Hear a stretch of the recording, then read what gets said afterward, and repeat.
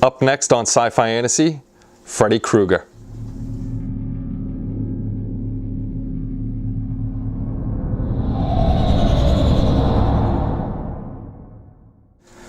Hey everybody, it's Kenny Conklin from SciFiFantasy.com and welcome to another YouTube video review. So today we're going to take a look at Freddy Krueger, and Freddy is brought to us by Fabrimore Soldiers. You can find them on Facebook and you can order either Freddy or a bunch of other things that they have going on.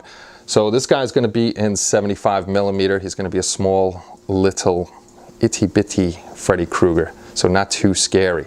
So, as always, if you haven't yet, come over to SciFiFantasy.com, hit the community button, and sign up for the community. Come over there, check things out, and hang out with everybody else that's doing their models. So, enough out of me. Let's get over to the bench and check out Freddy Krueger. Every town has an Elm Street. So, Freddy came to us all the way from Italy. Like I said, Fabrimore Soldiers, and I'll put up a link to his Facebook page so you could get a hold of him. I'm not sure if there's a Facebook shop or anything like that, but if you have trouble getting hold of him, you could always contact me. I have his information and I can contact him. So the kit itself comes in a plastic container and then bubble wrapped inside. So we'll open her up and check out what's in the package. So inside the plastic casing comes the bubble wrap, which we got rid of, and a plastic bag full of Freddy's parts. The plastic bag is actually sealed, but I cut it open so we can get everything out and check Freddy out and see how he is. Okay, we'll start out with Freddy's legs. The kit itself is 3D printed and then it's cast in a high quality resin, and there's no bubbles or any kind of imperfections on the kit itself. You can see the nice creases in Freddy's jeans over here and over here. His boots are made very nicely. No creases down the back that you have to get rid of or anything like that. We'll talk about the slight imperfections once we're done looking at each piece of the kit. Okay, so next up is Freddy's upper body, and this is going to be his sweater, which is going to be very interesting to paint. And I don't know if you can see it, but on the bottom of the sweater itself, there's all the tear marks, how it was in the movie. It's all torn up, and it's torn up around the collar. Now on this piece, you're going to have seam lines down the side here, and you're going to have a seam line down the side here, which they aren't too bad, and they're underneath the arm, so once they're cleaned up, you won't be able to see them, and you should be able to clean them up pretty nicely because they're not deep or anything like that. It's just on the surface, so you can clean them up and get that done pretty well. So up next, let's check out one of his arms. Okay, here I have Freddy's left arm, and again, painting of the sweater will be interesting with the colors that had to be used. His hand is pretty nicely detailed. There's no flash, there's no marks or anything like that. Excuse me. You do have a seam down the back of his arm that will have to be cleared up, but that's no big deal on there either. That's just usual for molding. There's nothing on the front, so that won't be difficult at all. Nicely done again on this piece. Up next is the base for Freddy. It's got 4 pinholes. This way his feet will align and sit in there. There is a picture of the kit itself with Freddy is standing in front of an old type of door. I'm not sure who makes that. I'm going to find out, and I'm probably going to get that. This way we could put Freddy in front of there. This way he's got something cool to stand in front of. Okay, next up is Freddy's right arm with the claw glove, which is pretty wicked. I'm not going to take it out of the plastic. I was looking at it. There is a seam down the back, just like the other arm, which will be easy to clear. And there's some flash on the glove itself, which I don't want to take it out because it looks very fragile, and I want to make sure it stays good until it gets over to the person that's going to be painting this up. But this is very, very cool, and it's very detailed for such a small piece. But like I said, I wish I could take it out of the package for you now, but I really don't want to because I don't want to break anything.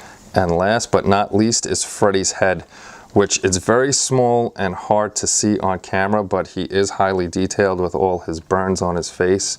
So if you don't stay awake, Freddy's going to come and get you. But it is cast nicely again. No defects at all in his head, around the sides, or anything like that. The only thing you do have is some flash on the back here that you'll have to clean up and get his hat nice and clean, but that is it on the head. They made sure that everything else was not attached to it this way. There was no defects in Freddy's little head here. So this is the whole kit that you get. You get 2, 4, 6 pieces in the kit. Now, what I was talking about before with the problems of the kit, it's actually not even a problem. It's very easy to solve, and you have no choice when you're making these kits. There are going to be some fit problems, but there's no defects at all in the pants or the head, chest, arms, nothing like that. Everything's beautifully done and cast very well. What you're going to have to do is, like on the bottom of here, there's remnants in here that you're going to have to clean out. This way it fits in here. Whoop, I put them on backwards. This way it'll fit in the peg the right way, because when you put it on, there's a little gap there. It should fit in a little bit better than that. And when I was test fitting the arm, there's a little piece of resin on the back here that you'll have to cut out, and there's some resin in the pore stubs over here, the keys I mean, over here. So that's no big deal. You just stick your Dremel or knife in there and you get out the junk that's in there, and you'll be able to fit all of this stuff in no problem, and he'll seam up very nicely, and it'll end up being a very nice little Freddy Krueger that you could put on the shelf.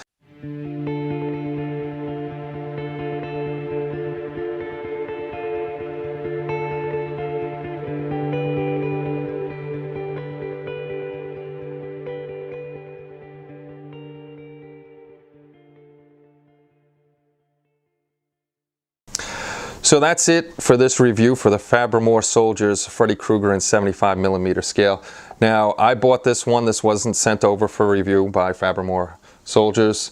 It's a very nice kit, cast very well. Like I said, there's just a little bit of cleanup that you'll have to do to get the parts to fit well, and he'll come out to a nice little figure. I picked him up, I think it was 45 euros for the kit itself plus shipping. That's not separate, it's 45 for both, and it ended up, I think, being 52, or no, more than that. It was almost 60 bucks to get it and shipped over here to the States.